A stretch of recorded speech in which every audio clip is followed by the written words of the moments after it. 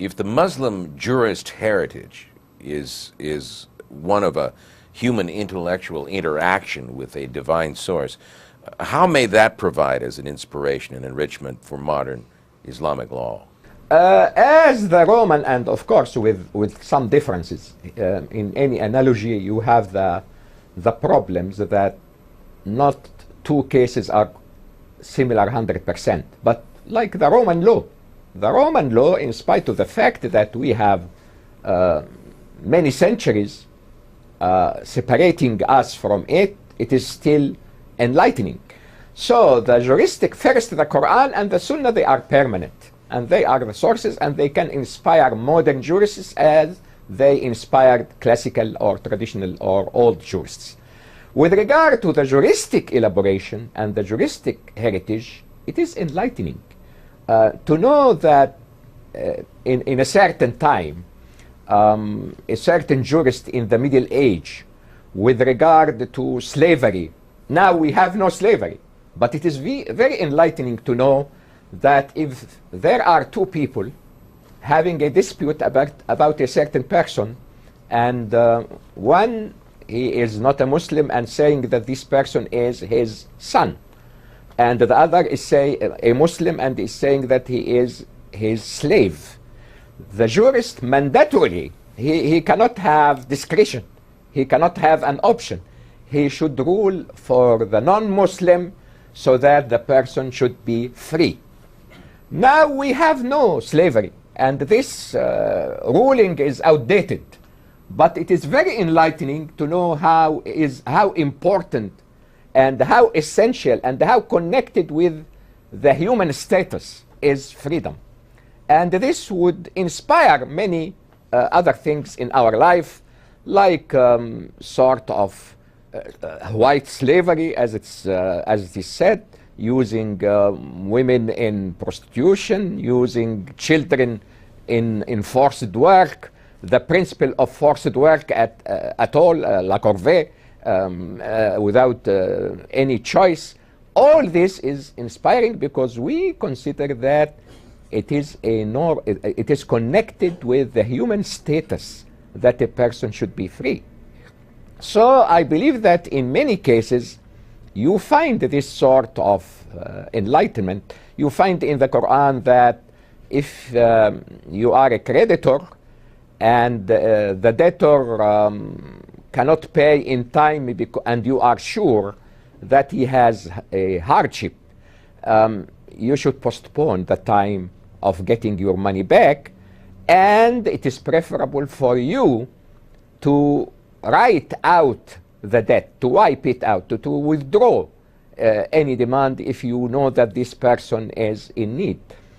So I believe that this ethical room that people should not only maneuver or move within the circle of law or the limits of law, but there is an area of kindness, of magnanimity, of generosity, and they should be understanding of the other party and the human circumstances. This human touch, this moral touch, it is of course a blessing of the faith that the person before standing in front of these authorities in this world, the police and courts and so on, he is considering his accountability before God in the hereafter. Okay, so all this divine inspiration then leads to reasonable doubt, irrefutable evidence, fair and just trial, all at the core of Sharia and the Islamic legal system.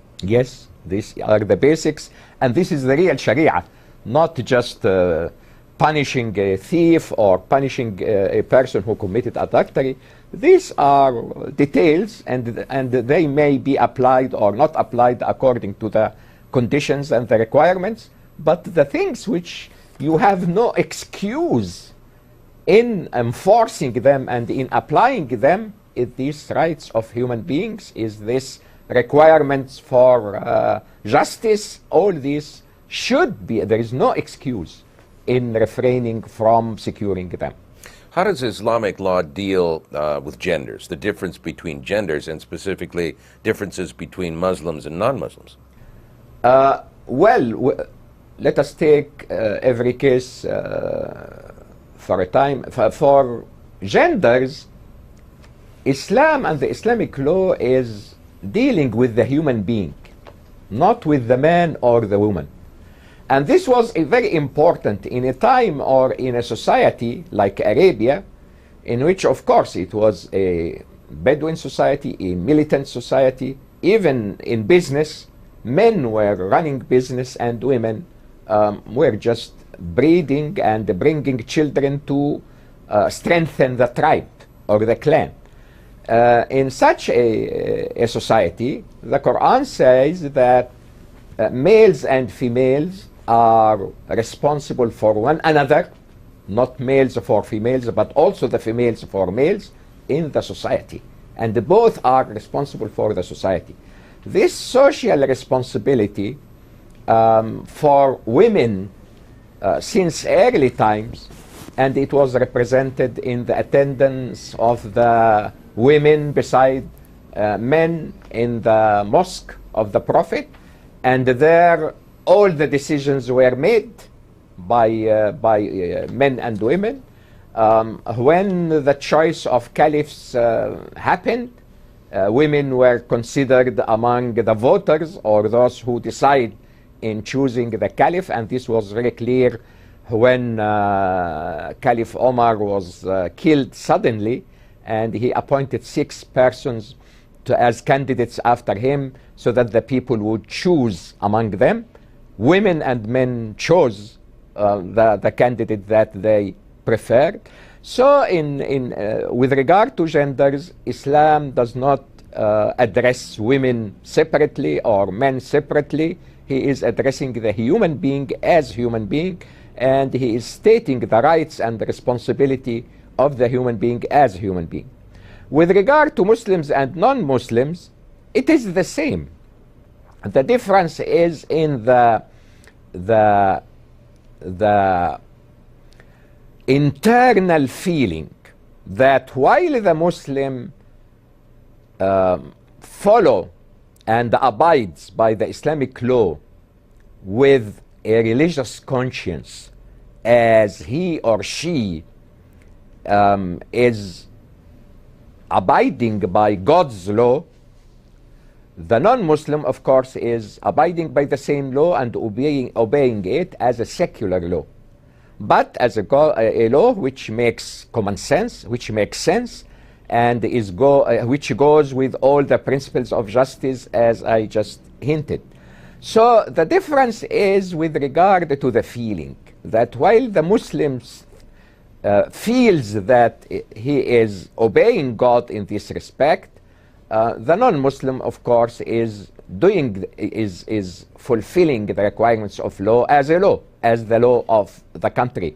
But they are equal, and they are dealt with equally in all the responsibilities, except the religious responsibilities. For example, if a Muslim is required to go to pray 5 times a day, and this was considered a sort of good behavior, of course the non-Muslim is not required to do this. If the Muslim is required to pay zakat, certain percentage of his income to the state for welfare, for social welfare, the non-Muslim is not required to pay this. He may pay a tax for social security, but it is not the religious duty which is required from a Muslim. And it is optional for the non-Muslims to pay social security, and I think he will or she will accept this because he benefits or she benefits from the social security. And accordingly, all the service of the state should be presented to all the citizens, Muslims and non-Muslims. You cannot say this way or this road is paved for Muslims and non-Muslims should pay money if they go through this. No. Every service, whether it is social service, education, social security, material or economic service, all this, the Muslims and non-Muslims are equal with regard to benefiting from them. All right, give us your opinion on Sharia rules as they deal with these legal areas. First of all, constitutional and administrative law. As I hinted before, that the ruler should be chosen by the people and should be checked on by the people. The people should participate in making the decision. Every administrator or every person in office, in public office, is responsible before the people. No misuse or abuse of power. This is in the constitutional and administrative law.